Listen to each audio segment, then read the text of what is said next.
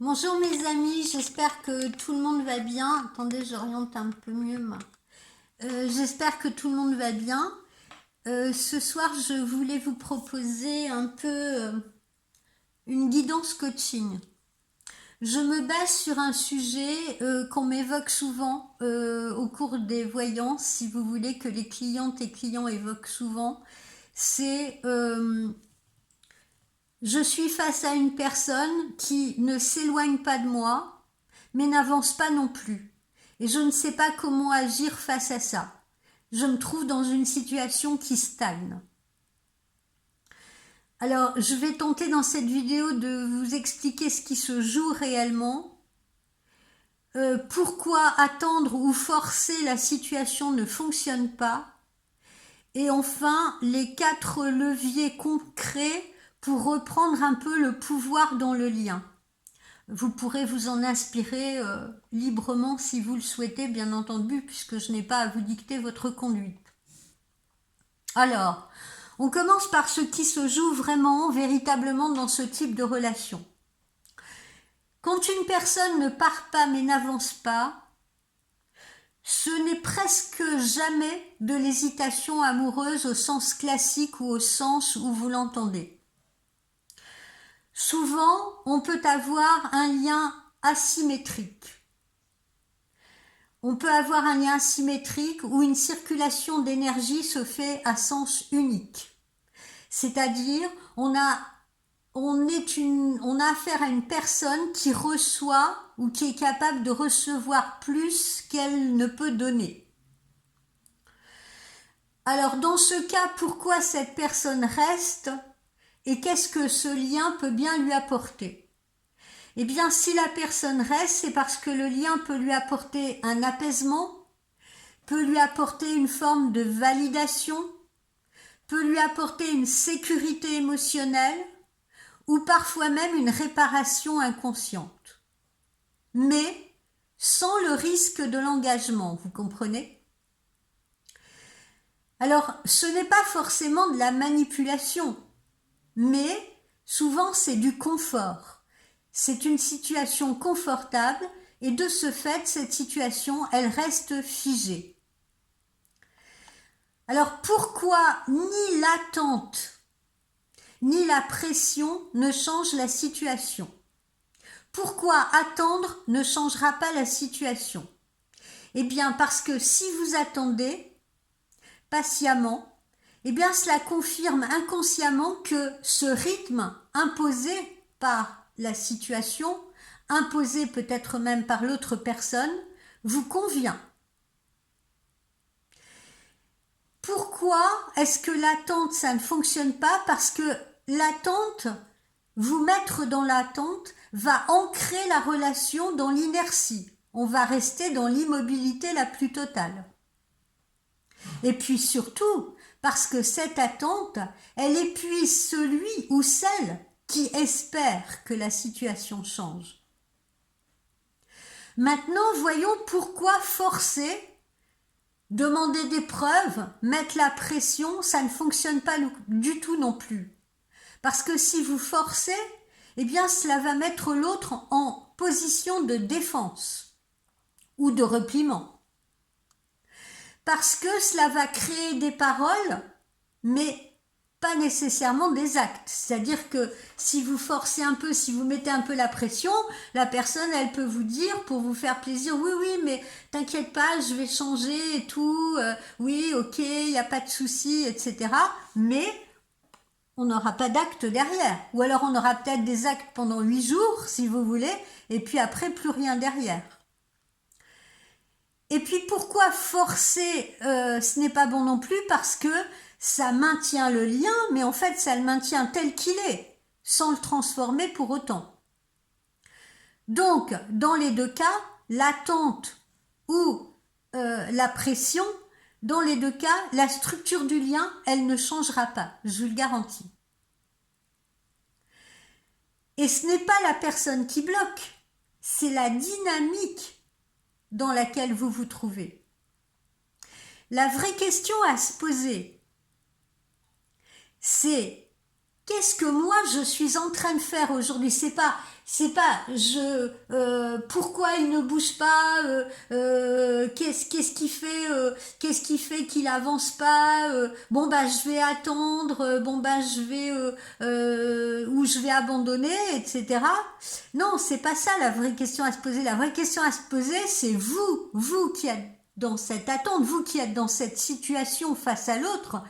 Qu'est-ce que vous donnez aujourd'hui comme attitude qui permet à cette relation de rester aussi immobile? Quel est le signal que vous envoyez à l'autre? Alors parfois, le signal que vous envoyez à l'autre, c'est une disponibilité qui est toujours constante.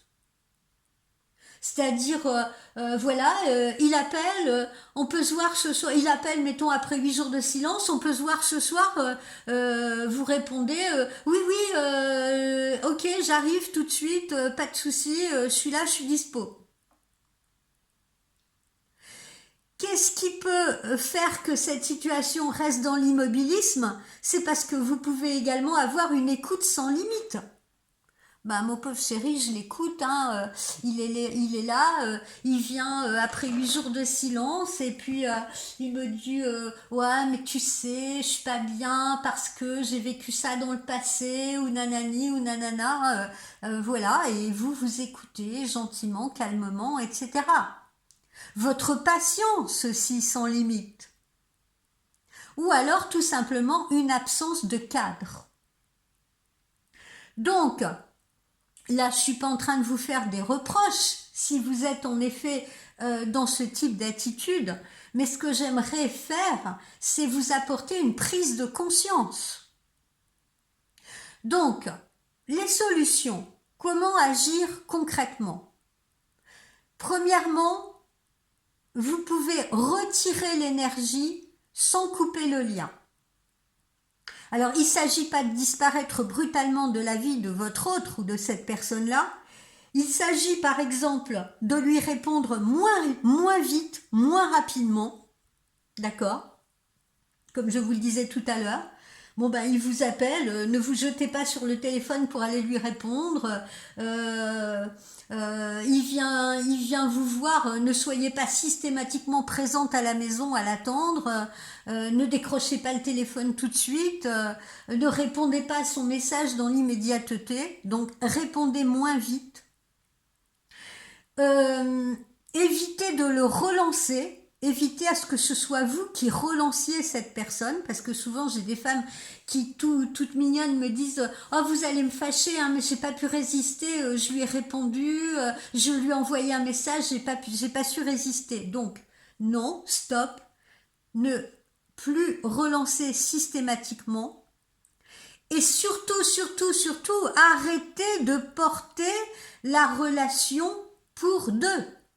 Arrêtez de la porter seule, cette relation, ou de la porter seule si vous êtes un homme, que vous soyez un homme ou une femme. Je m'adresse aussi bien aux dames qu'aux messieurs, bien que ce soit plus souvent les femmes qui, en voyant, se plaignent de cela, mais ça peut être aussi les messieurs. Arrêtez de porter la relation pour deux.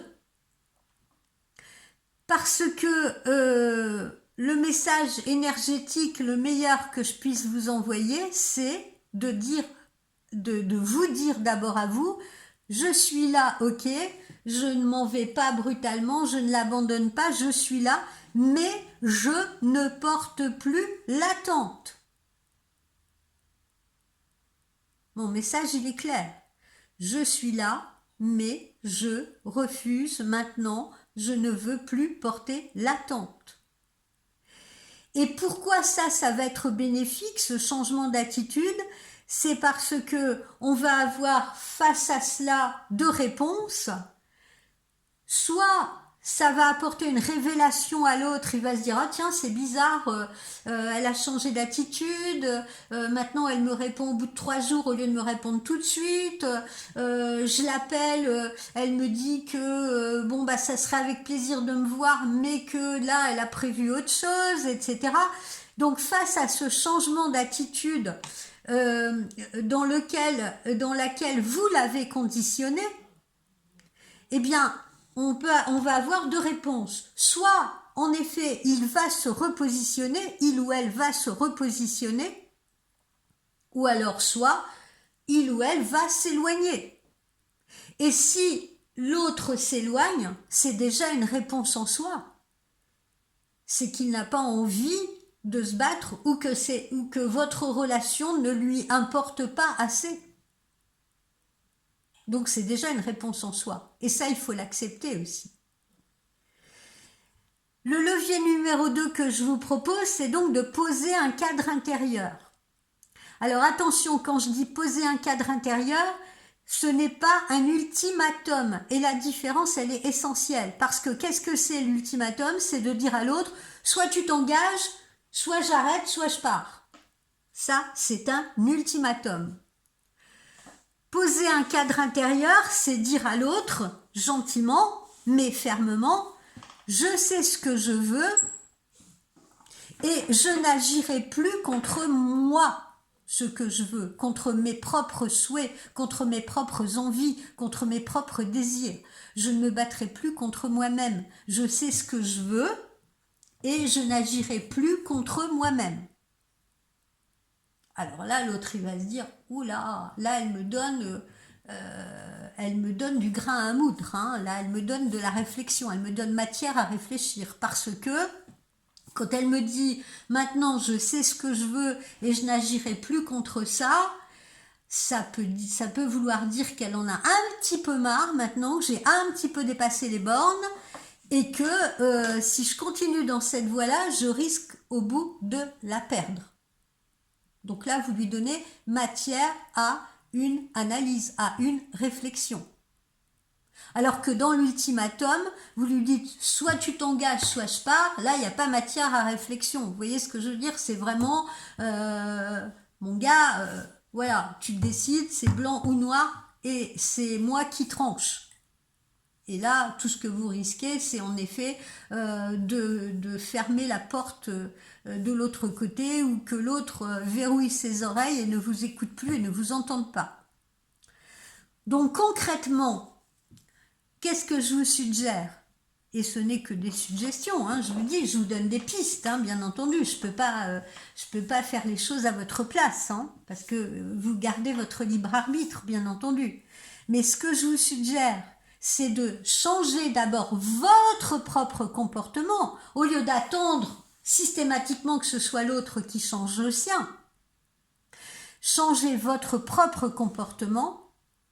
Ne pas être dans un discours dramatique, justement, du style ouais, soit tu t'engages, soit tu pars, parce que moi j'en ai marre, etc., etc., et hausser le ton, monter dans les décibels, parce que tu comprends, je supporte plus, je peux plus vivre comme ça, etc., etc., parce que généralement quand on monte dans les décibels, ça fait mal aux oreilles, hein, on n'aime pas ce genre de musique, et hop, on ferme les écoutilles, et on n'entend plus rien.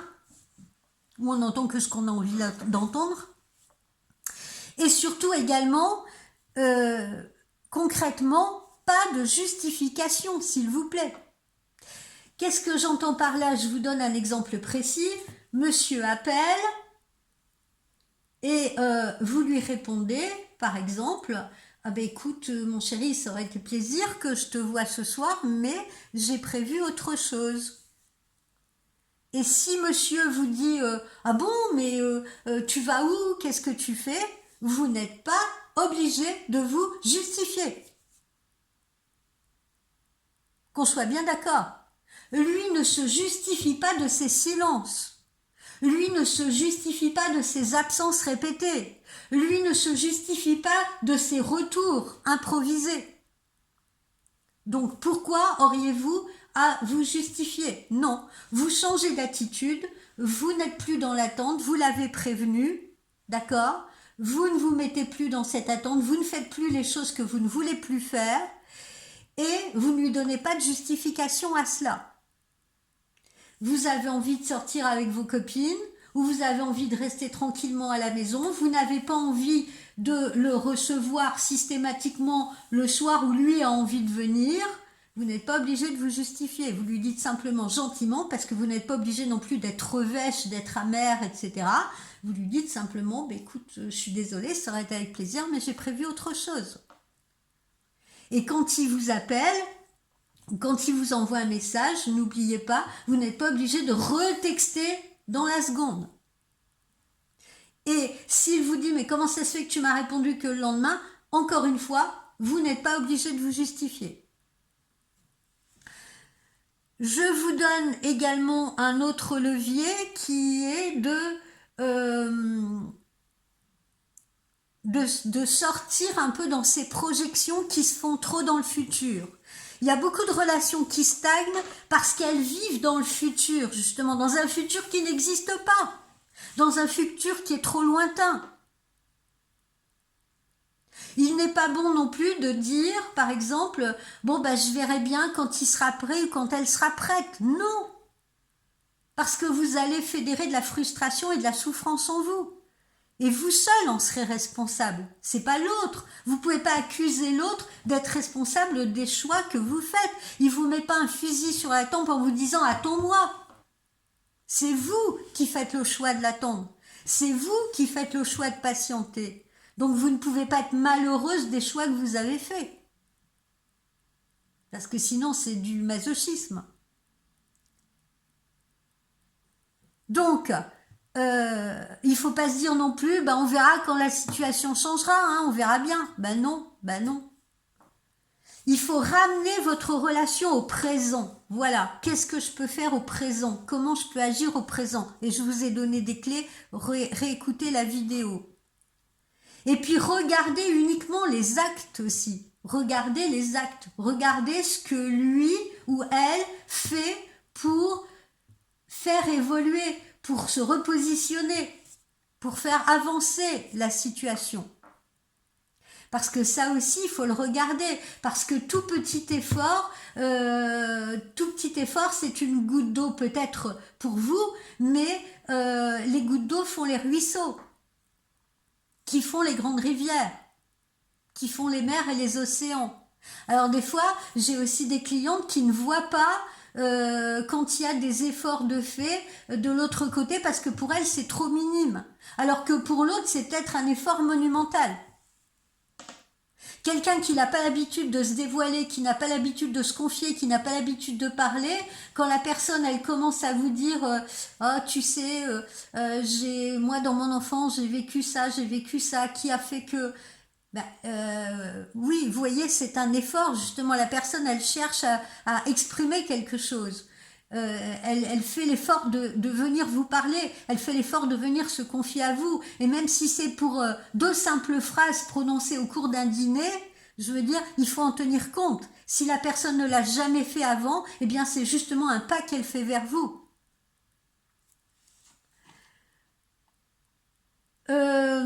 Le dernier levier que je veux vous apporter, et celui-là aussi j'attire votre attention, c'est accepter la réponse, et ce, même si elle vous fait mal. Et ne soyez pas dans le déni. Parce que la réponse, ça peut être il ou elle-même à sa manière. Oui, vous avez des gens, ma foi, ils sont pas démonstratifs, ils sont pas tactiles parce que peut-être que dans leur enfance, ils ont vécu avec des parents séparés, peut-être qu'ils n'ont jamais eu de geste d'amour à leur égard. Donc comment pourraient-ils eux-mêmes en donner ou en faire la démonstration? On ne peut pas leur en vouloir.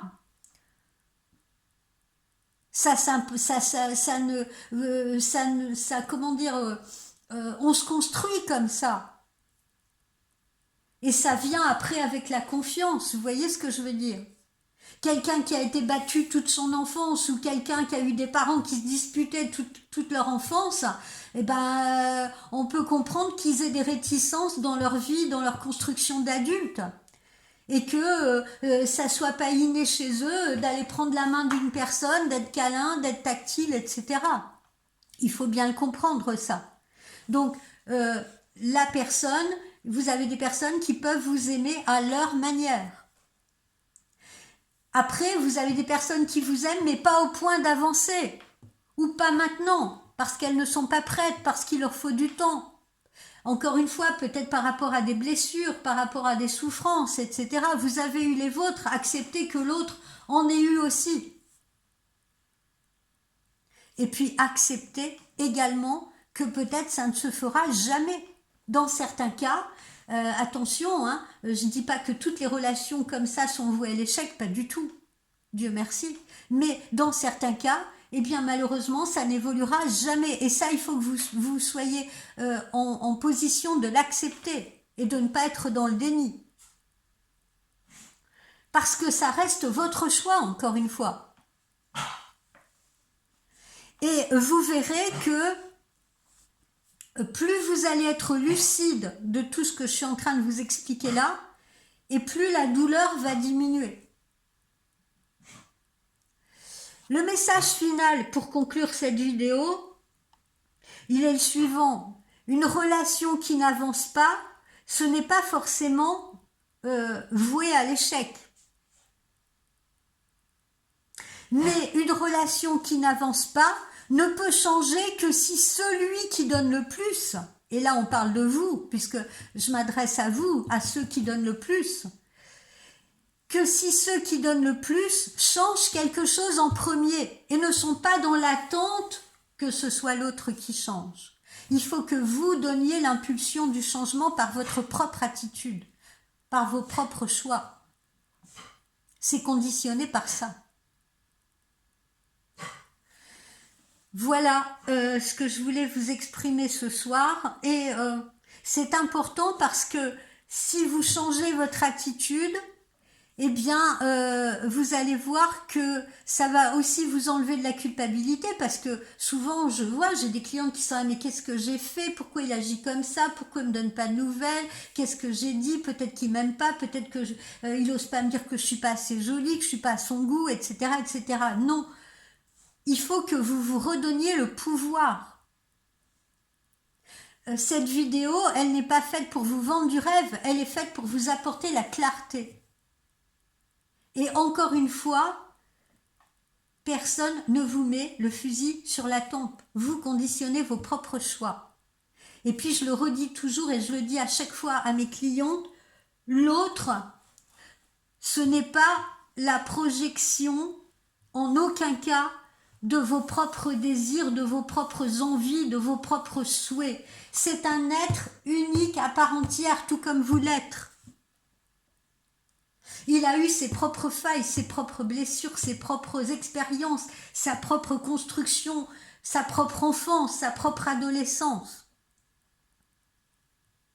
C'est bien de projeter, mais c'est bien d'avoir des projections ensemble, pas d'avoir une projection sur l'autre ou à travers l'autre. Vous comprenez la différence? Voilà mes chers amis. J'espère que cette vidéo aura le mérite de vous éclairer, de vous guider. En tout cas, je l'espère. Et puis, n'hésitez pas à me faire des commentaires ou à me poser des questions si vous avez besoin de me poser des questions ou à me faire des retours. Voilà, je vous souhaite une excellente soirée. N'oubliez pas que vous pouvez toujours me consulter sur mon site www.voyancespiritualité.com tout attaché. Je suis à votre disposition. Salut les amis, passez une bonne soirée.